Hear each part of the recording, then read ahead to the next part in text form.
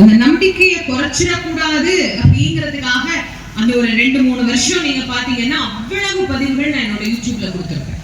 அப்போ நமக்கு இறைவன் மீது ஒரு துன்பம் வருகிற போது அதை தாங்கிக் கொள்ளுகிற தன்மை வேணுமே தவிர அதை நம்ம அப்படியே ஏதோ இதுக்கு மேல எந்திரிக்கவே முடியாது அப்படிங்கிற மாதிரி எண்ணத்திலிருந்து வரக்கூடாது. அந்த மன துணிவு, அந்த மன துணிவை யார் தருவா அப்படின்னா அம்பாள் தான் தருவார்.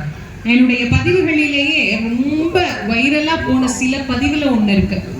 நமக்கு மனசுல சமயத்துல காரணமே இல்லாம ஒரு பயம் வரும்.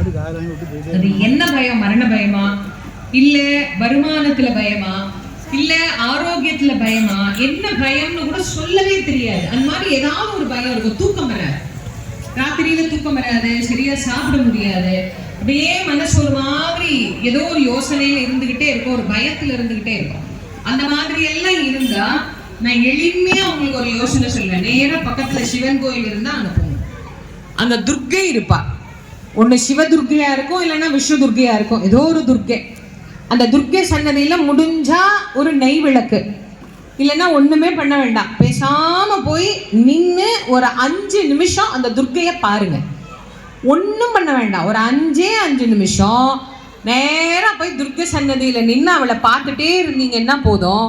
நீங்க போகும்போது உங்க மனசுல இருந்த பயம் கோயிலை விட்டு வெளியே வரும்போது மனசுல அது இல்லாமலே போயிடும். மனம் தெளிவா இருக்கும், மனம் அமைதியா இருக்கும், படுத்தா நல்ல தூக்கம் வரும், நல்ல அமைதி வந்துடும். ஒரு 10 நிமிஷம் உள்ள போய் நீங்க வெளியே வர்றதுக்குள்ள அவ்வளவு மாற்றம். அந்த துர்க்கைக்கு அவ்வளவு சக்தி உண்டு. அவள் தான் தைரியத்தை தரக்கூடியவள். அதனாலதான் துர்கா அப்படின்னு அவளுக்கு. துர்கம் அப்படின்னா அகழி அப்படின்னு அர்த்தம். இந்த அகழி அப்படின்னா ஒரு அரண்மனையை காப்பாற்றுவதற்காக அதை சுற்றி கட்டி வைக்கப்பட்டிருக்கும். அது மாதிரி அம்பாள் நம்மளை எப்படி காப்பாற்றுவாளா? சுத்தி அரணாக நின்று காப்பாற்றுவாளாம். அதனால்தான் அவளுக்கு பேர் என்னன்னா துர்கா அப்படின்னு பேர். அகழி போல் நம்மை காப்பாற்றக்கூடிய தன்மை படைத்தவள். ஒரு நாளும் தளர்வு அறியா மனம் தரும். அந்த மனம் இருந்ததுன்னா வாழ்க்கையில எதை வேணாலும் சாதிக்கலாம்.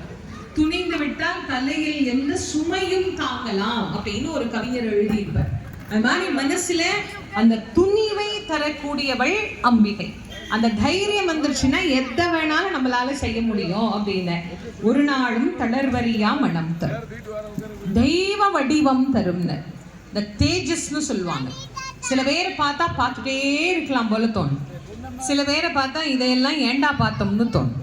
அந்த தேஜஸ் தெய்வ வடிவம் தரும். அப்புறம் நெஞ்சில் வஞ்சம் இல்லா இனம், சூதுவாதி இல்லாத நண்பர்கள் பேர். நமக்கு நட்பு இனம் அப்படின்னா சுற்றம் அப்படின்னு கூட வச்சுக்கலாம். இனமோ சுற்றமோ நட்போ எப்படி இருக்கணும்னு ஒருத்தர் நல்லா இருந்தா அதை பார்த்து சந்தோஷப்படக்கூடியவர்களா இருக்கணும்.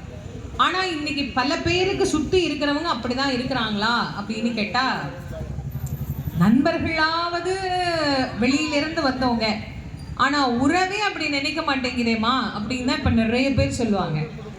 அண்ணன் நல்லா இருந்தா தம்பிக்கு பிடிக்காது, தம்பி நல்லா இருந்தா அண்ணனுக்கு பிடிக்காது, அக்கா நல்லா இருந்தா தங்கச்சிக்கு பிடிக்காது, தங்கச்சி நல்லா இருந்தா அக்காவுக்கு பிடிக்காது. என் தங்கச்சிக்கெல்லாம் இப்படி ஒரு வாழ்க்கை, யாருக்கு நினைச்சது இந்த யோகம்? என்னமோ அவளுக்கு மட்டும் இப்படி பாருங்க. எங்க அப்பா அப்பவே என்ன இந்த மாப்பிள்ளை கட்டி கொடுத்துருந்தா, நான் முன்னாடியே ஆயிடுச்சு, இதுக்கப்புறம் அதை யோசிச்சு ஏதாவது பிரயோஜனம் இருக்கான்னா ஒரு பைசாவுக்கு பிரயோஜனம் இல்லை. ஆனாலும் மனசு கேட்க, நான் அப்படி இருக்கிறேன், உங்களுக்கு மட்டும் இப்படி இருக்கு, அவங்களுக்கு மட்டும் அப்படி இருக்கு.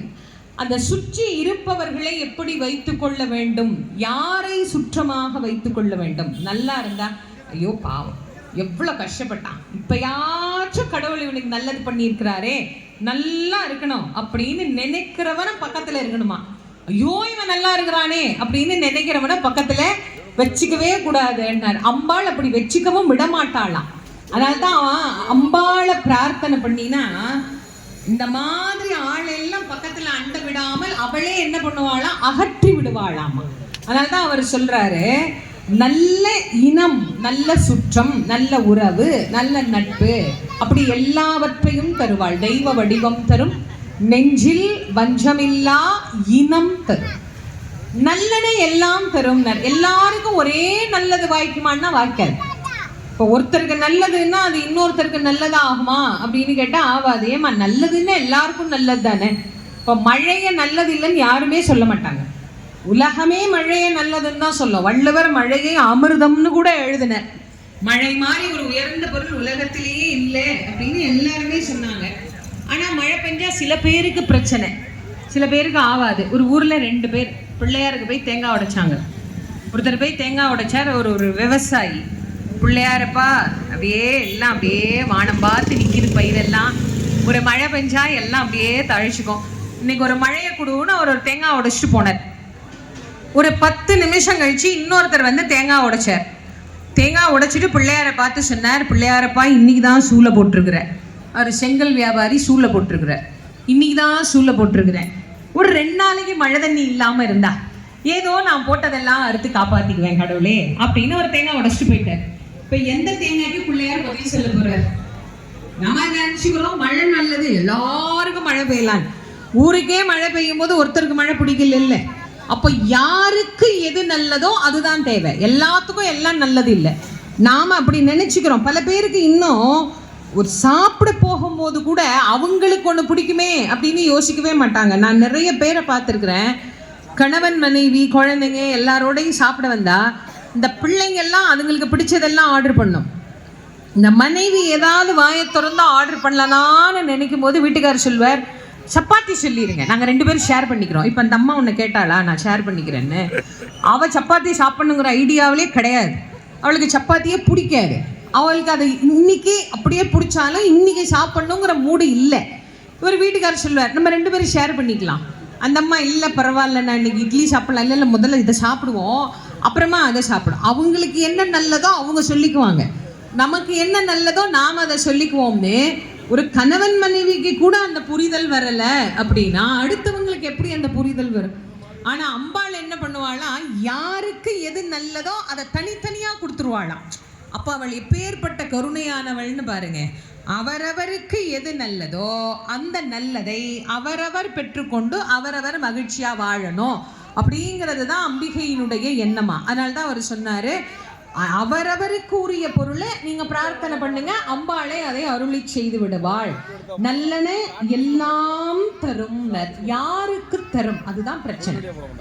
அன்பர் என்பவர்க்கே, அந்த வார்த்தையை பலமுறை கோடு போட்டு பிடிக்கணும். அன்பர் என்பவர்க்கே. யார் அன்பர்? இன்னைக்கு யார் அன்பர்னே தெரிய மாட்டேங்குது.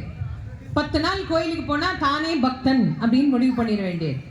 ஒரு மாசம் கோயிலுக்கு போனா தன்னை விட பெரிய கடவுள் வழிபாட்டுக்குரியவர் யாருமே இல்லை. விபூதி வச்சு ருத்ராட்சம் போட்டா தான் பெரிய பக்தன், தான் பெரிய அருளாளன். வள்ளலார் எவ்வளோ பெரிய பக்தர், எவ்வளோ பெரிய அருளாளர்.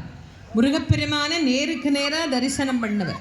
அவர் ஒரு முறை சித்துவளாக திருமாளிகை அப்படின்னு அதுக்கு பேர், வடலூர்ல தனக்கு அப்படின்னு ஒரு சின்ன குடிசை. இன்னைக்கு அந்த சித்துவளாக திருமாளிகை ஒரு பெரிய கட்டடமா இருக்கு. அன்னைக்கு அப்படி கிடையாது, ஒரு சாதாரண குடிசை, சின்ன குடிசை. அந்த குடிசைக்குள்ளே உட்கார்ந்து இறைவனை நினைத்து கண்ணீர் வடித்து அழுது கொண்டு இருக்கிறார். நடராஜ பெருமானுடைய தரிசனம் தனக்கு கிடைக்கணும் அப்படின்னு அவர் இறைவனிடத்திலே விண்ணப்பம் செய்து கொண்டு அழுது கொண்டு இருக்கின்றார். அப்படியே உருகி உருகி அழுது. வள்ளல் பெருமானார் தான் கடவுளை எப்படி கும்பிடணும்னே நமக்கு கற்றுக் கொடுத்தார்.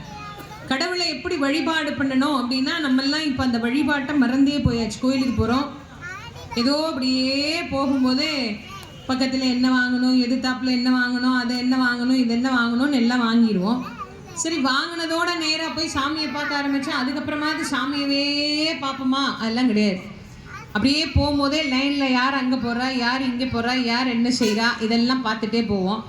அப்புறம் பக்கத்தில் போகும்போது தான் தெரியும், வீட்டுக்காரர் 4 பேருக்கு பின்னாடி வருவார்.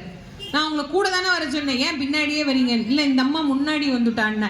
அப்படி தான் எல்லாரும் குறுக்க புகுவாங்க. நாம் அப்படியே விட்டுட்டு உட்காந்துருக்கிறதா, தள்ளி விட்டுட்டு வாங்க முன்னாடி. அவனே சொல்ல, நாங்கள் லைனில் தான் வந்தோம், நான் யாரையும் தள்ளி விட்டுட்டுலாம் வரல. அங்கே தான் ஒரு சண்டை ஆரம்பிக்கும். அந்த சண்டை அப்படிலாம் ஒன்றும் சண்டை இல்லைன்னா அப்போ தான் பர்ஸில் இருந்து திறந்து ஐயருக்கு 5 ரூபா வைப்போமா, 10 ரூபா வைப்போமா, 20 ரூபா வைப்போமா, 50 ரூபா வைக்குமா, இதெல்லாம் அப்போ தான் தேடுவோம். சாமி எப்படி இருக்கு, சாமி என்னவா இருக்கு, சாமி எதுக்கு வந்தோம், ஏன் பார்க்க வந்தோம், அதெல்லாம் மறந்துடும். இதெல்லாம் சாமி சன்னதி முன்னாடி தான் நமக்கு நடக்கும். அப்புறம் சாமியை என்ன பார்த்தோம், என்ன கும்பிட்டோம், எப்படி கும்பிட்டோம் எதுவுமே தெரியாது. ஆனால் வள்ளலார் கற்றுக் கொடுத்தார் கடவுளை எப்படி கும்பிடணும். நினைந்து நினைந்து, உணர்ந்து உணர்ந்து, அன்பே உச்ச ஊற்றிடும் கண்ணீரதனால் உடம்பு நனைந்து நனை. அருளமுதே நன்னிதியே ஞான நடத்தரசே என் உரிமை நாயகனே என்று உன்னை வளைந்து வளைந்து ஏற்றுதும் கால் கண்ணி. நினைந்து நினைந்து முதல்ல கோயிலுக்கு வரும்போதே நான் சிறியவன் நினைக்கிறேன்.